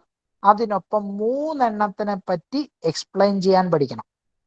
Ideally explain ചെയ്യാൻ പഠിക്കേണ്ടത് angle, bar, I section. Ideal case ഞാൻ പറയുന്നത് ഈ 3 എണ്ണമെങ്കിലും പഠിച്ചിരിക്കണം. A B and I, angle, bar and I section. I സെക്ഷന് വേറൊരു പേര് കൂടിയുണ്ട്, വളരെ വളരെ ഇമ്പോർട്ടന്റ് ആയിട്ടുള്ള ഒരു പേര് കൂടിയുണ്ട് ഐ സെക്ഷന്. RSJ കേട്ടിട്ടുണ്ടോ? അങ്ങനത്തെ പേര് RSJ എന്നൊരു പേര് കേട്ടിട്ടുണ്ടോ? RSJ, rolled steel joist, JOIST, rolled steel joist എന്നൊരു പേര് കൂടി ഉണ്ട് ഐ സെക്ഷന്, RSJ. അപ്പോൾ ഈ 3 ആൾക്കാരെ പറ്റി ഏറ്റവും മിനിമം അതിന്റെ ഒരു നോട്ട് എഴുതാൻ വേണ്ടി കൂടെ പഠിച്ചിരിക്കണം. Angle, bar. അപ്പൊ ആംഗിളിനെ പറ്റി എഴുതുമ്പം Indian standard equal angle, Indian standard unequal angle എന്നൊക്കെ ഉണ്ടെന്നും അതിന്റെ ലെഗ് എന്നാണ് അതിനെ വിളിക്കുക, ലെഗിന്റെ നീളവും അതേപോലെ തിക്നെസ്സും അനുസരിച്ചാണെന്നൊക്കെ നമ്മൾ പറയണം. ബാറിനെ പറ്റി എഴുതുമ്പോൾ നമുക്ക് പലതരത്തിലും ബാർ ഉണ്ടെന്നും HOST ബാർ ഉണ്ടെന്നും പ്ലെയിൻ ബാർ ഉണ്ടെന്നും മൈൽഡ് സ്റ്റീൽ ബാർ ഉണ്ടെന്നും ടോർ സ്റ്റീൽ ബാർ ഉണ്ടെന്നും TMT തെർമോ മെക്കാനിക്കലി ട്രീറ്റഡ് അല്ലെങ്കിൽ ഡക്റ്റൈൽ അങ്ങനത്തെ സ്റ്റീൽ ഉണ്ടെന്നും ഒക്കെ ഒന്ന് ഓർത്ത് വെച്ചിരിക്കണം. ബാറിനെ പറ്റിയുള്ള ടൈപ്സിനെ പറ്റിയുള്ള കാര്യങ്ങൾ നോക്കി വെച്ചിരിക്കണം. Finally I section. I section എന്ന് പറയുന്നത് ഒരു വെർട്ടിക്കൽ വെബും 2 ഹൊറിസോണ്ടൽ ഫ്ലാഞ്ചസും ഉണ്ടെന്നും ഫ്ലാഞ്ചിന്റെ സെന്ററിലാണ് വെബ് കണക്ട് ചെയ്തിരിക്കുന്നതെന്നും ടോപ്പും ബോട്ടവും ഈക്വൽ ആണ് ലെങ്ത് എങ്കിൽ ഈക്വൽ ആംഗിൾ ഈക്വൽ ഐ എന്നും, രണ്ടും 2 ലെങ്ത് ആണെങ്കിൽ അൺഈക്വൽ ഐ എന്നാണ് വിളിക്കുന്നതെന്നും ഇത് ബീമായിട്ടൊക്കെയാണ് ഉപയോഗിക്കുന്നതെന്നും അങ്ങനെയൊക്കെയുള്ള കാര്യങ്ങളെല്ലാം നമുക്ക് ഓർത്ത് വെച്ചിരിക്കാം. റോൾഡ് സ്റ്റീൽ സെക്ഷനെ പറ്റി RSJ റോൾഡ് സ്റ്റീൽ സെക്ഷൻസ് എന്നാണ് പേരെന്നും ബീം സെക്ഷൻസ് ആയിട്ട് ഉപയോഗിക്കുന്ന സാധനമായതുകൊണ്ട് ബീം എന്നും Indian standard light beam, Indian standard junior beam, Indian standard heavy beam, Indian standard white flange beam എന്നൊക്കെ പറഞ്ഞ് പല ടൈപ്സ് ഒക്കെ ഉണ്ട്. പേരൊക്കെ വേണമെങ്കിൽ ഓർത്ത് വെച്ചിരിക്കാമെങ്കിൽ എഴുതാം. എനിവേ ഒരു ഷോർട്ട് നോട്ട് ഒരു 3-4 സെന്റൻസ് ഓർത്തിരിക്കാൻ വേണ്ടി പഠിച്ചു വെച്ചിരിക്കണം. ഇതാണ് ആദ്യം ഞാൻ പറയുന്ന മെറ്റീരിയൽ. ഫസ്റ്റ് നിങ്ങൾ പഠിക്കേണ്ട മെറ്റീരിയൽ സ്റ്റീൽ, അതിൽ market forms of steel. Clear ആണോ? ആദ്യം പഠിക്കേണ്ടത് market forms of steel, angle section, then bar, then I section. ഇത് ഫിഗർ അടക്കം കേട്ടോ, ഫിഗർ അടക്കം പഠിക്കണം. ഫിഗർ വരയ്ക്കാൻ പ്രത്യേകം പഠിച്ചിരിക്കണം. സ്റ്റീലിന്റെ മാർക്കറ്റ് ഫോംസ് പഠിക്കുമ്പോൾ ഫിഗർ വരയ്ക്കാൻ നിർബന്ധമായിട്ട് പഠിച്ചിരിക്കണം. ക്ലിയർ ആണെന്ന് പ്രതീക്ഷിക്കുന്നു. സ്റ്റീലിനെ പറ്റി പഠിച്ചു കഴിഞ്ഞാൽ ഇമ്മീഡിയറ്റ്ലി നിങ്ങൾ അടുത്തത് പഠിക്കേണ്ടത് ബ്രിക്കിനെ പറ്റിയാണ്. സ്റ്റീൽ പഠിച്ചു കഴിഞ്ഞാൽ ഇമ്മീഡിയറ്റ്ലി നിങ്ങൾ അടുത്തത് പഠിക്കേണ്ടത് ബ്രിക്കിനെ പറ്റിയാണ്. ബ്രിക്കിനെ പറ്റി 2 കാര്യങ്ങൾ പഠിക്കണം. ബ്രിക്കുമായിട്ട് ബന്ധപ്പെട്ട് 2 കാര്യങ്ങൾ പഠിക്കണം. ഒന്ന്, qualities of a good building brick. ഒരു ഐഡിയൽ ബ്രിക്ക് അല്ലെങ്കിൽ ഒരു നല്ല ബ്രിക്കിന്റെ ക്വാളിറ്റീസ് ഒരുപാടെണ്ണം ഉണ്ട്.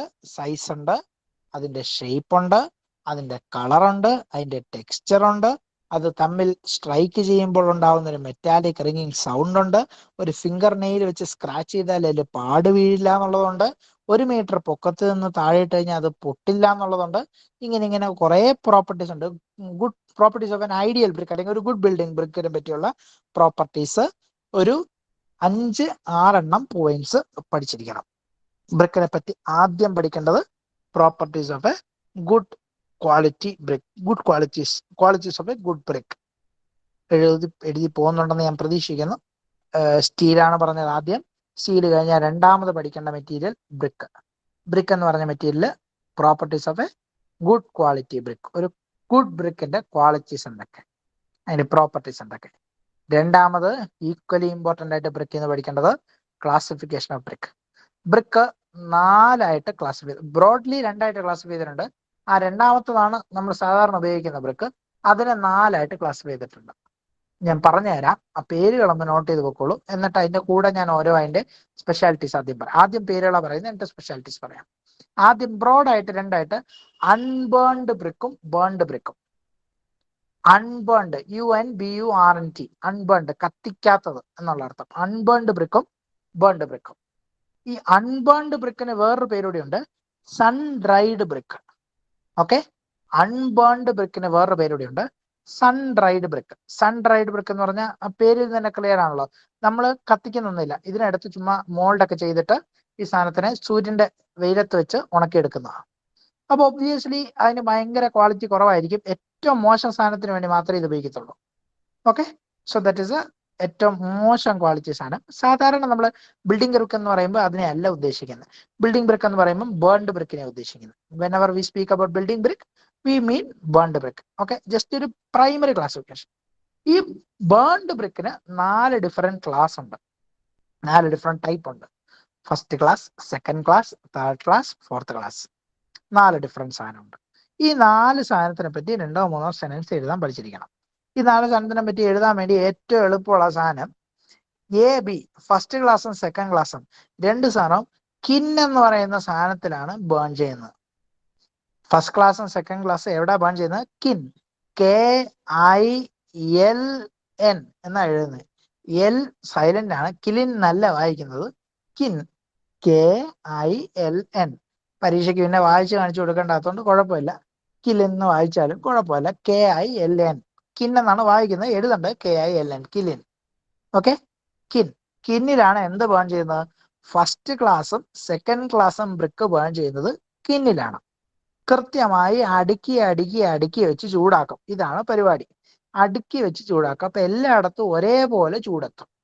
അടുക്കി വെച്ച് ചൂടാക്കുമ്പോൾ എല്ലാ ബ്രിക്കിലും ഒരേപോലെ ചൂടെത്തും. ഇതിന് തന്നെ പല ടൈപ്പ് കിന്നുണ്ട്. കണ്ടിന്യൂസ് കിന്നുണ്ട്, ഇന്റർമീഡിയറ്റ്, ഇടയിലിടെ നിർത്തിയുള്ള കിന്നുണ്ട്.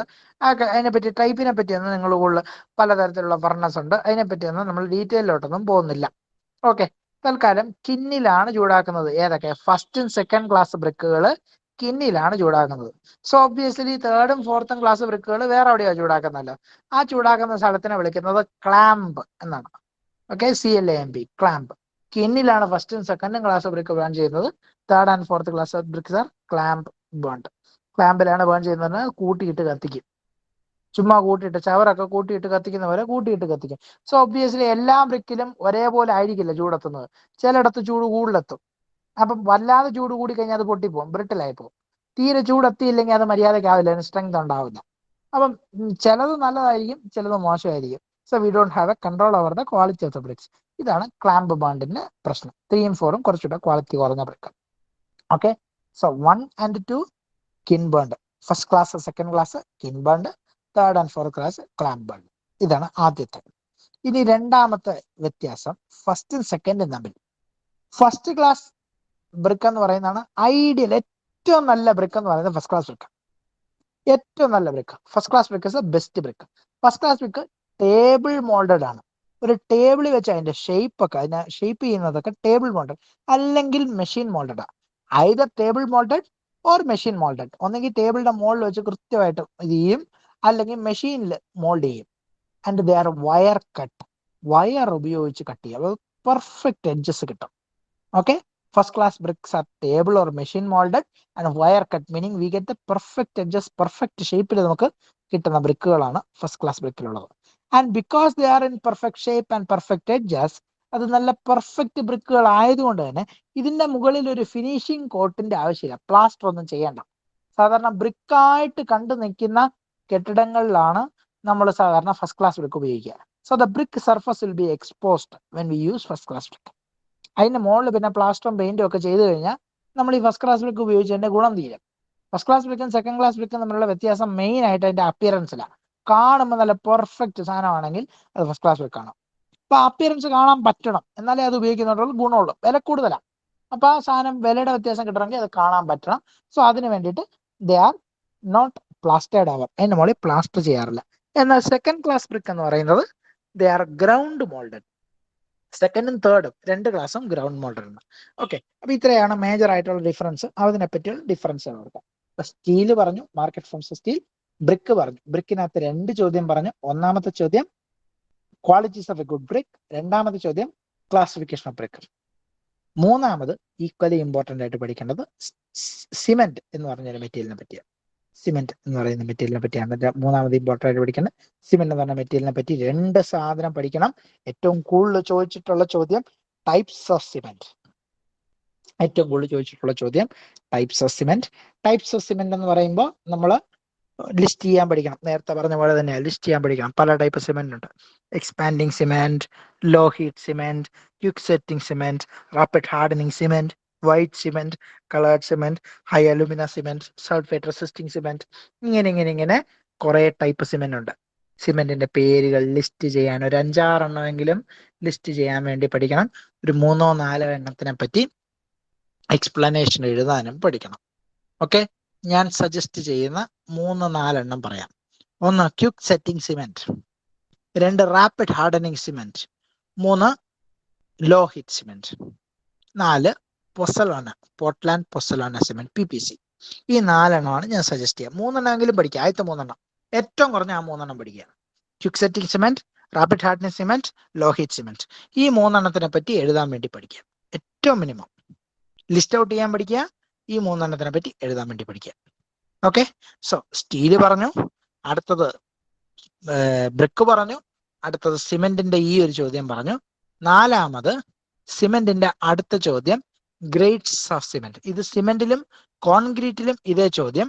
Grades of cement, grades of concrete. Grade എന്ന് പറഞ്ഞാൽ ആ ഒരു പർട്ടിക്കുലർ സിമെന്റിന്റെ തന്നെ പ്രോപ്പർട്ടീസ് മാറുന്നത് എങ്ങനെയാണ്, അതിന്റെ സ്ട്രെങ്ത് മാറുന്നതനുസരിച്ചുള്ളതാണ് ഗ്രേഡ്. ഓക്കെ, സിമെന്റ് ഗ്രേഡ് ആണെങ്കിലും കോൺക്രീറ്റിന്റെ ഗ്രേഡ് ആണെങ്കിലും സ്ട്രെങ്ത് അനുസരിച്ചാണ്. അപ്പോൾ സ്ട്രെങ്ത് കൂടിയ സാധനം, കുറഞ്ഞ സാധനം. സിമെന്റിനെ പറ്റി പറയുമ്പോൾ 3 ഗ്രേഡാണ് ഉള്ളത്. 33 grade cement, 43 grade cement, 53 grade cement.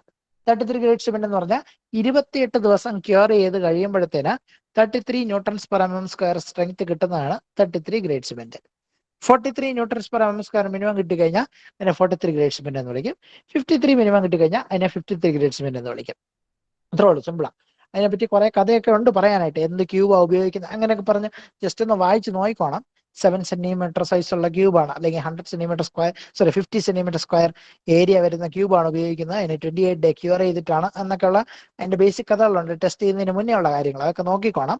എന്നാലും 3 ഗ്രേഡാണ് സിമെന്റിനുള്ള 3 ഗ്രേഡിനെ പറ്റി ഒന്ന് നോക്കി വെച്ചോണം.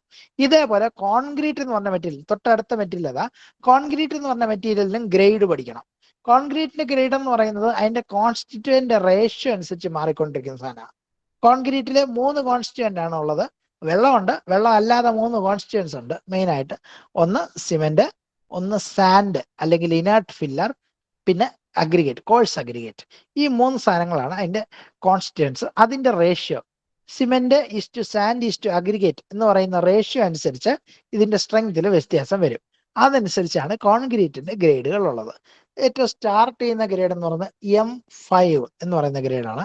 M5 എന്ന് പറഞ്ഞ ഗ്രേഡ് 1:5:10 എന്ന് പറയുന്നതാണ്. M5ന്റെ റേഷ്യോ 1:5:10. 1:5:10 എന്ന് പറഞ്ഞാൽ 1 പാർട്ട് സിമെന്റിന് 5 part sand, 10 part coarse aggregate. ഈ റേഷ്യോനെയാണ് M5 1:5:10 എന്ന് പറഞ്ഞ റേഷ്യോ വിളിക്കുക. M5 എന്നാണ് ഇതിനെ വിളിക്കുക. അതിന്റെ compressive strength, characteristic compressive strength എന്നാണ് കൃത്യമായിട്ടുള്ള term. Compressive strength 28 day compressive strength 5 Newton's per mm² ആയിരിക്കും അതിന്റെ വാല്യൂ M5. ഇനി അടുത്തത് M7.5 ഉണ്ട്, M10 ഉണ്ട്, M15 ഉണ്ട്, M20 ഉണ്ട്, M25 ഉണ്ട്, പിന്നെ അല്ലാതെ വേറെ മിക്സുകളും ഉണ്ട്.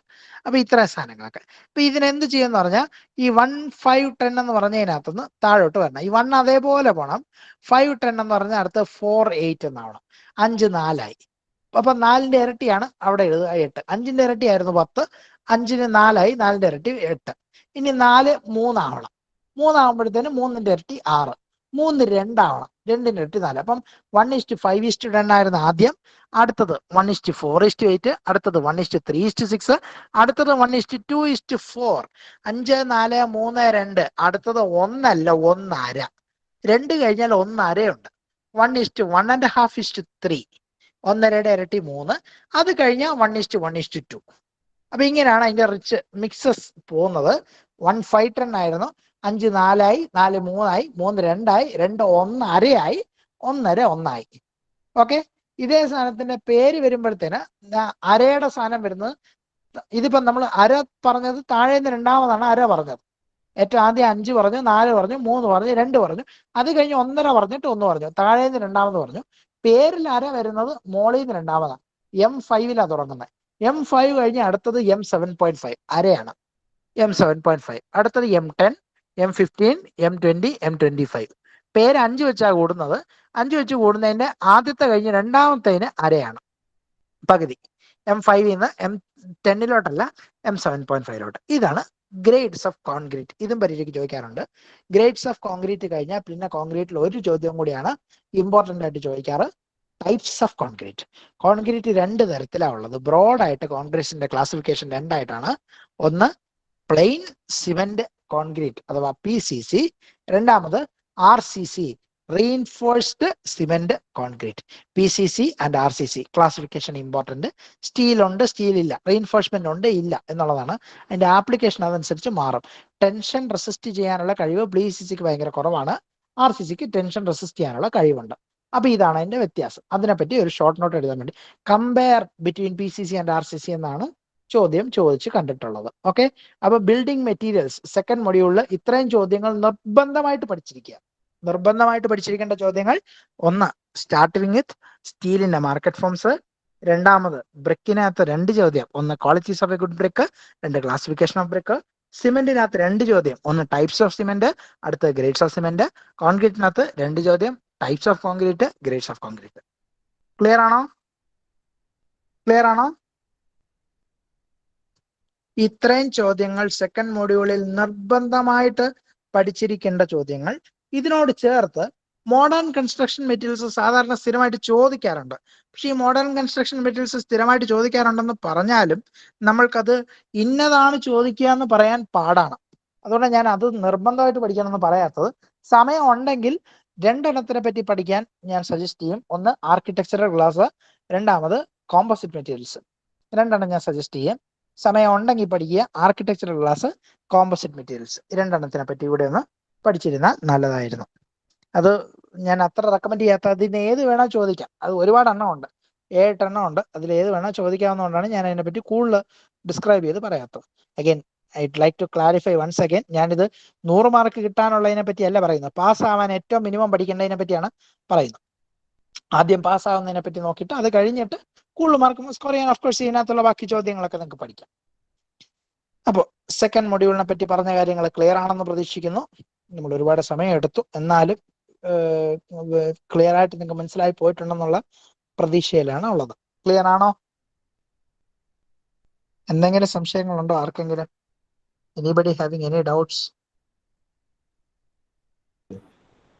Okay sir. ഓക്കെ. തേർഡ് മൊഡ്യൂളില് അടുത്തത് ബിൽഡിംഗ് കൺസ്ട്രക്ഷനെ പറ്റിയാണ്. അഗൈൻ തേർഡ് മൊഡ്യൂളിലും ഇമ്പോർട്ടൻ്റ് ആയിട്ടുള്ള ക്വസ്റ്റ്യൻസ് ഞാൻ പറയുന്നുണ്ട്. തേർഡ് മൊഡ്യൂളിൽ ഏറ്റവും ഇമ്പോർട്ടൻ്റ് ആയിട്ട് നിർബന്ധമായി പഠിച്ചിരിക്കേണ്ടത്, സ്റ്റാർട്ട് ചെയ്യുന്നത് അവിടെ നിന്ന് തന്നെയാണ്, ഫൗണ്ടേഷൻ. ഫൗണ്ടേഷനെ പറ്റി പറയുമ്പോൾ ഐസൊലേറ്റഡ് ഫൗണ്ടേഷൻ നമുക്ക് അതിൽ ലിസ്റ്റ് ഔട്ട് ചെയ്യാൻ പഠിക്കണം. ബ്രോഡ്ലി രണ്ടായിട്ടാണ് തരംതിരിക്കുന്നത്. ഷാലോ ഫൗണ്ടേഷൻ എന്നും ഡീപ് ഫൗണ്ടേഷൻ എന്നും പറഞ്ഞ് രണ്ടായിട്ട് തരംതിരിക്കും. ഷാലോ ഫൗണ്ടേഷൻ എന്ന് പറഞ്ഞാൽ ഡെപ്ത് വിത്തിനേക്കാളും കുറവായിട്ടുള്ള ഫൗണ്ടേഷനാണ് ഷാലോ ഫൗണ്ടേഷൻ എന്ന് പറയുക. ഡീ ഫൗണ്ടേഷൻ എന്ന് പറഞ്ഞാൽ ഡെപ്ത് വിത്തിനേക്കാൾ കൂടുതലായിട്ടുള്ള ഫൗണ്ടേഷനെയാണ് ഡീ ഫൗണ്ടേഷൻ. ചില പുസ്തകങ്ങളിൽ ഡെപ്ത് ലെസ് ദാൻ 3 മീറ്റർ എന്നും ഗ്രേറ്റർ ദാൻ 3 മീറ്റർ എന്നും എഴുതി കണ്ടിട്ടുണ്ട്. രണ്ട് രീതിയിൽ പറഞ്ഞാലും ആൻസറിന് മാർക്ക് കിട്ടും. ഷാലോ ഫൗണ്ടേഷൻ, ഡീ ഫൗണ്ടേഷൻ രണ്ടായിട്ട് ബ്രോഡ് ആയിട്ട് ക്ലാസ് ചെയ്തിട്ടുണ്ട്. രണ്ടിന്റെ ടൈപ്പ് ലിസ്റ്റ് ഔട്ട് ചെയ്യാൻ പഠിക്കണം. ടൈപ്പ് ലിസ്റ്റ് ഔട്ട് ചെയ്യാൻ പഠിക്കുന്നതിനൊപ്പം ഷാലോ ഫൗണ്ടേഷൻ ഒരു 2-3 എണ്ണത്തിനെ പറ്റി പ്രത്യേകമായിട്ട് എഴുതാൻ പഠിക്കണം. ഒന്ന് ഐസൊലേറ്റഡ് ഫൗണ്ടേഷൻ, ഐസൊലേറ്റഡ് ഫുട്ടിംഗ്, ഓരോ കോളത്തിന്റെ താഴെ കൊടുക്കുന്നതിന് ഐസൊലേറ്റഡ് ഫുട്ടിംഗ് എന്ന് പറയും. രണ്ടാമത് കമ്പൈൻഡ് ഫുട്ടിംഗ്, ഒന്നിൽ കൂടുതൽ 2 കോളത്തിന്റെ താഴെ കൊടുക്കുന്നതിന് കമ്പൈൻഡ് ഫുട്ടിംഗ് എന്ന് പറയും. മൂന്നാമത് ഗ്രില്ലേജ് ഫൗണ്ടേഷൻ, ഹെവി ആയിട്ടുള്ള സ്ട്രക്ചറിൽ സ്റ്റീലൊക്കെ ഉപയോഗിച്ച് കൊടുക്കുന്ന ഫൗണ്ടേഷൻ, ഐ സെക്ഷൻസ്, RSJ നേരത്തെ പറഞ്ഞു, RSJ rolled steel joist, RSJ ഉപയോഗിച്ച് കൊടുക്കുന്ന ഫൗണ്ടേഷൻ ഗ്രില്ലേജ് ഫൗണ്ടേഷൻ.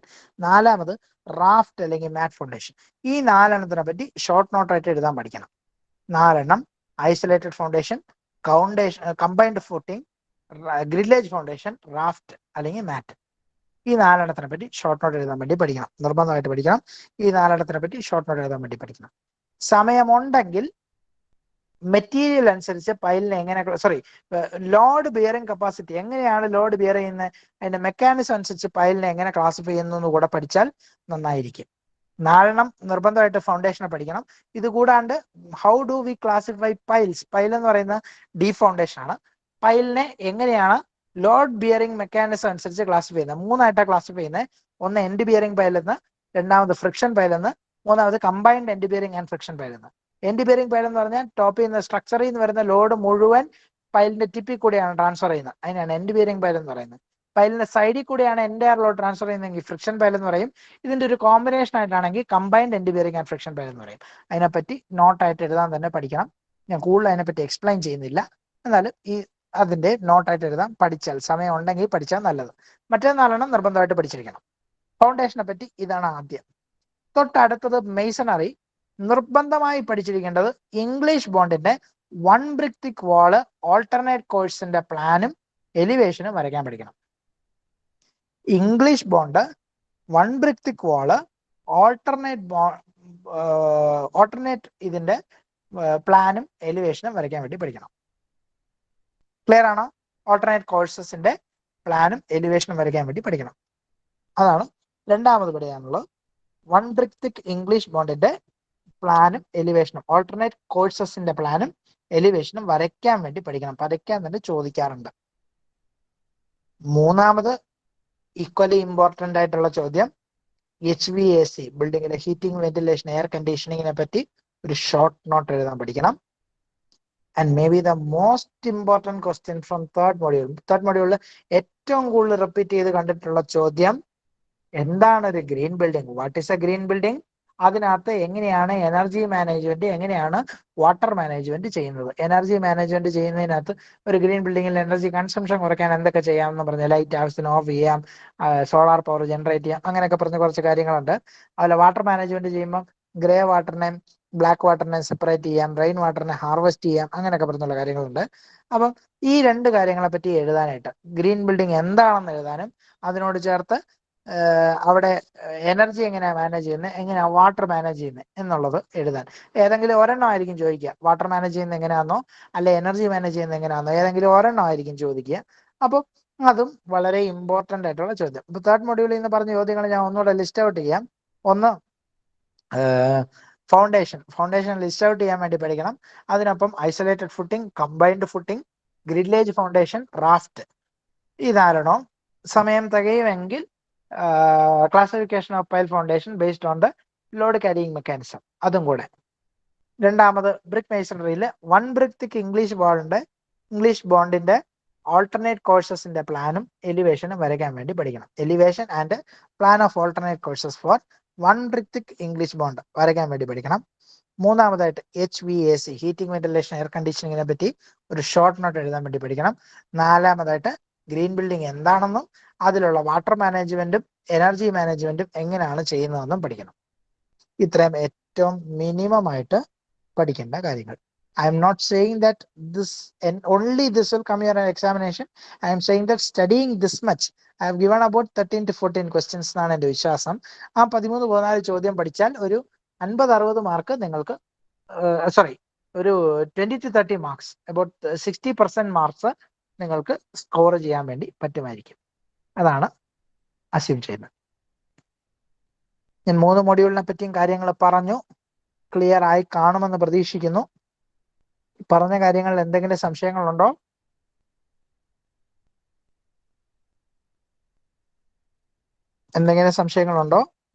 ആർക്കെങ്കിലും എന്തെങ്കിലും ഡൗട്ട്സ് ഉണ്ടോ?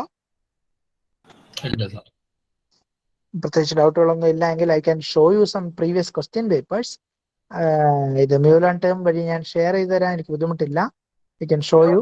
അപ്പൊ ഇത് എന്തോ ഇല്ല സാർ. Okay sir. അപ്പോൾ ആ ലിങ്ക്സ് ഒന്ന് ഷെയർ ചെയ്താൽ മതി. നമുക്ക് ചാറ്റിൽ ഇട്ടാലും മതി, അല്ലെങ്കിൽ നമുക്ക് അല്ലാതെയും നമുക്ക് ഷെയർ ചെയ്യാം. എൻ്റെ PDF-കളാണ്. ഓക്കെ. അപ്പൊ ഞാൻ PDF-കള് ഞാൻ അയച്ചു തന്നാൽ മതിയോ? മെയിൽ അയച്ചു തരാം. അപ്പൊ അതാകുമ്പോൾ നിങ്ങൾക്ക് ഷെയർ ചെയ്ത് കൊടുക്കാമല്ലോ. ഇത് മ്യൂലന്റെ ടീമിലുള്ള ആളല്ലേ സംസാരിച്ചേ? അതെ അതെ അതെ. ഓക്കെ. എനിക്ക് ഇങ്ങോട്ട് മെസ്സേജ് അയച്ചൊരു നമ്പറുണ്ട്. അവരെനിക്കൊരു കഴിഞ്ഞ ദിവസം ഒരു ഞാനിപ്പോ മെയിലും കൂടെ ഷെയർ ചെയ്ത് തരാം. മെയിൽ ID എനിക്ക് തന്നാൽ അതിലേക്ക് ഞാൻ കഴിഞ്ഞ ദിവസം അയച്ചിട്ടൊന്നും പോയില്ല. അപ്പൊ ഞാനിത് ആ മെയിലിലേക്ക് ഞാൻ ഈ ക്വസ്റ്റ്യൻ പേപ്പേഴ്സ് ഒന്ന് ഷെയർ ചെയ്ത് തരാം. ഈ ക്വസ്റ്റ്യൻ പേപ്പേഴ്സ് കാണുമ്പോൾ ഇവർക്ക് മനസ്സിലാവും. ഞാൻ ജനറൽ ആയിട്ട് പറഞ്ഞ ഒരു ഐഡിയ കിട്ടും. റിപ്പീറ്റഡ് ക്വസ്റ്റ്യൻസ് കാണാൻ വേണ്ടി പറ്റും. I have about 5, 6 or 7 question papers with me. അപ്പം അന്നേരം നിങ്ങൾക്ക് ഒരു ഐഡിയ ഈ കുട്ടികൾക്ക് കിട്ടും. ഓക്കെ. അപ്പം സോ ദാറ്റ് മച്ച് ഇസ്. അപ്പൊ ഞാൻ അങ്ങനെയാണെങ്കിൽ ക്വസ്റ്റ്യൻ ഷെയർ ചെയ്താൽ മതിയോ? ഞാനിപ്പോ ഇവിടെ കണ്ടാലേ അവർക്ക് ചിലപ്പോ ക്ലിയർ ആവണമെന്നില്ലല്ലോ. എന്നെക്കാളും ക്വസ്റ്റ്യൻ ഷെയർ ചെയ്താൽ മതി. ഓക്കെ. അപ്പൊ ക്വസ്റ്റ്യൻസ് നോക്കട്ടെ എല്ലാവരും. ക്വസ്റ്റ്യൻ പേപ്പേഴ്സ് നോക്കൂ. ഞാൻ ഈ പറഞ്ഞ ചോദ്യം ഞാൻ പറഞ്ഞത് എഴുതിയിട്ടുണ്ടാവുമെന്ന് പ്രതീക്ഷിക്കുന്നു. 3 മൊഡ്യൂളിൽ നിന്നുമായിട്ട് ഞാൻ പറഞ്ഞ ചോദ്യങ്ങൾ എഴുതിയെടുത്തിട്ടുണ്ടാവുമെന്ന് പ്രതീക്ഷിക്കുന്നു. ഏറ്റവും മിനിമം ആയിട്ട് ഇത് പഠിച്ചിട്ട് വേണം പോവാന്. And again I repeat once again, BMEയും ഈക്വലി ഇമ്പോർട്ടന്റ് ആണ്. രണ്ടും നല്ലപോലെ അറ്റംപ്റ്റ് ചെയ്യുക. അത് രണ്ടിലും മാർക്ക് ഇടാൻ ഒരു സ്കോപ്പ് നിങ്ങൾ ഉണ്ടാക്കുക. അത് നിങ്ങളുടെ ഉത്തരവാദിത്തമാണ്. ഓക്കെ. അപ്പം I hope I was able to cover the major topics in the BCE part of the course EST 120 Basic Civil Mechanical, especially from the examination point of view of the upcoming KT examination scheduled on Monday. I take this opportunity to thank the team from Mulan who gave me this opportunity to discuss various topics regarding to basics of civil engineering this August gathering. എല്ലാവർക്കും ഞാൻ പറഞ്ഞ കാര്യങ്ങളെല്ലാം ഉപകാരപ്പെടുമെന്ന് പ്രതീക്ഷിക്കുന്നു. നിങ്ങൾക്ക് നന്നായി പരീക്ഷ എഴുതാൻ പറ്റട്ടെ എന്ന് പ്രാർത്ഥിക്കുന്നു. Thank you and I hand over the session back to the Mulearn team. Okay, thank you sir. അതേപോലെ തന്നെ ഇവിടെ വന്ന പാർട്ടിസിപ്പൻസിന് ആർക്കെങ്കിലും ഇനി എന്തെങ്കിലും ക്ലാരിഫിക്കേഷൻസ്, എന്തെങ്കിലും ഡൗട്ട്സ് എന്തെങ്കിലും ഉണ്ടോ? ഇനി ജസ്റ്റ് ഉണ്ടെങ്കിൽ ഒന്ന് അൺമ്യൂട്ട് ചെയ്തിട്ട് പറയാം, അല്ലെങ്കിൽ ചാറ്റ് ബോക്സ് യൂസ് ചെയ്യാം. എനിവൺ? ഓക്കെ, എന്തായാലും നമുക്കിത് യൂട്യൂബിലേക്ക് നമ്മൾ ഈ സാധനങ്ങൾ അപ്ലോഡ് ചെയ്യുന്നതായിരിക്കും. അപ്പോൾ അവിടെ നിന്ന് ബാക്കി ചെക്ക് ചെയ്താൽ മതി. അവിടെ ഡ്രൈവിന്റെ ലിങ്ക് ഷെയർ ചെയ്യുന്നതായിരിക്കും. Okay, thank U Kannan sir for your valuable insight. Appreciate your time and thank you all the students who participated in this. Thank you. Have a great exam and study hard. Thank you, sir.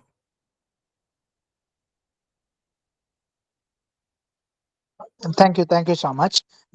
എനിക്ക് mail ID ഒന്ന് തരൂ. ഞാൻ ആ mail ID-യിലേക്ക് ഇത് share ചെയ്ത് തരാം, question papers. Okay, sir.